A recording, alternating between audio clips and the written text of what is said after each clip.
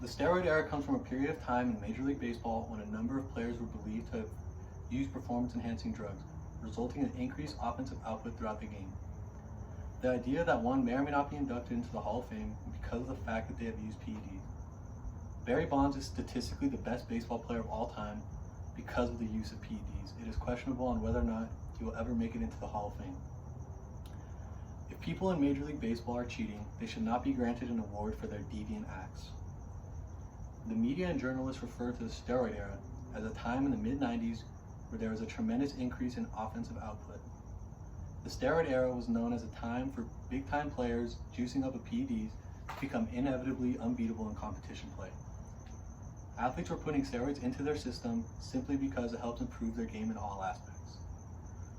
Since the league never really drug tested athletes without a reason, people were taking advantage of that, and many athletes started juicing.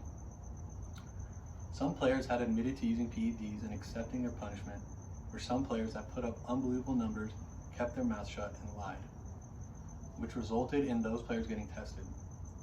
The athletes that lied or never admitted to using steroids are referred to as dirty players.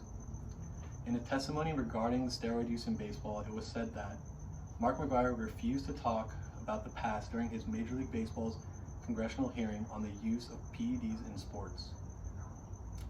This is important because it shows that a man like him can't even own up to his own mistakes, which results in why people call him a dirty player.